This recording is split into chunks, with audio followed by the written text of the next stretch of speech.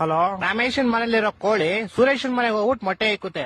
ಇವಾಗ ಮೊಟ್ಟೆ ಯಾರ್ದು ಅಂತ ಹೇಳಪ್ಪ. ಮೊಟ್ಟೆ ಈಗ ಸುರೇಶನ್, ಯಾಕಂದ್ರೆ ಕೋಳಿ ಸುರೇಶನ್ ಮನೇಲಿ ಬಂದಿರ್ತಲ್ಲ, ಯಾರ ಮನೇಲಿ ಬಂದ್ ಮೊಟ್ಟೆ ಇಡುತ್ತೋ ಅವ್ರದೇ ಮೊಟ್ಟೆ. ಇಲ್ಲ ಲೇ, ಇಲ್ವಾ? ಮತ್ತಿನ್ಯಾರ್ದು ಮೊಟ್ಟೆ? ಕೋಳಿದಲ್ಲಿ. ಈಗ ಒಂದ್ ಆನೆ ಈಜಾಡ ಕೆರೆ ಒಳಗ್ ಹೋಗುತ್ತೆ, ಆಚೆ ಹೆಂಗ್ ಬರುತ್ತೆ?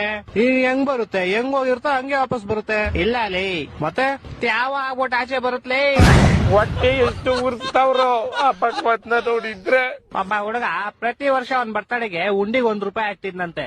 60 ವರ್ಷ ಆದ್ಮೇಲೆ ನೋಡಿದ್ರೆ ಅದ್ರಲ್ಲಿ ಬರೀ ₹12 ಐತಂತೆ. ಹೆಂಗೆ ಅಂದ್ರೆ ಅವ್ನು ಯಾರ ಚಪ್ಪಲಿ ಇರ್ತಾನೆ ಎತ್ಕೊಂಡಿರ್ತಾನೆ. ಇಲ್ಲ ಲೇ, ಮತ್ತೆ ಅವ್ನ್ ಬರ್ತಡೆ ಫೆಬ್ರವರಿ 29 ಇತ್ಲೇ. ನನ್ನ ಮಕ್ಕಳು ಒಂದೊಂದಲ್ಲ ಓಕೆ, ಲಾಸ್ಟ್ ಅಂಡ್ ಫೈನಲ್ ಕೇಳ್ಕೊಂಬಿಡು. ಹೇಳು. ಒಬ್ಬ ಹುಡುಗಂಗೆ ಹೆವಿ ಶುಗರ್ ಇರುತ್ತೆ. ಡಾಕ್ಟರ್ ಅವ್ನ್ಗೆ ಸ್ವೀಟ್ ಬಿಟ್ಬಿಡು ಅಂತ ಹೇಳ್ತಾರೆ. ಅವನು ಲೈಫ್ ಪೂರ್ತಿ ಸ್ವೀಟ್ ಐತಿನಲ್ಲ, ಯಾಕೆ ಹೇಳು? ಇದಕ್ಕೂ ಯಾವ್ದೋ ಉಲ್ಟಾ ಸೀದಾ ಆನ್ಸರ್ ಇರುತ್ತೆ ಪಕ್ಕ.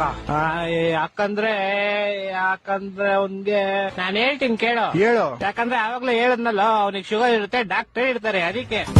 ಹೊಟ್ಟೆ ಎಷ್ಟು ಉರ್ಸ್ತಾವ್ರೋ ಆ ಭಗವತ್ನ ನೋಡಿದ್ರೆ ಸರು ನಾಶ ಮಾಡ್ಬೇಕು.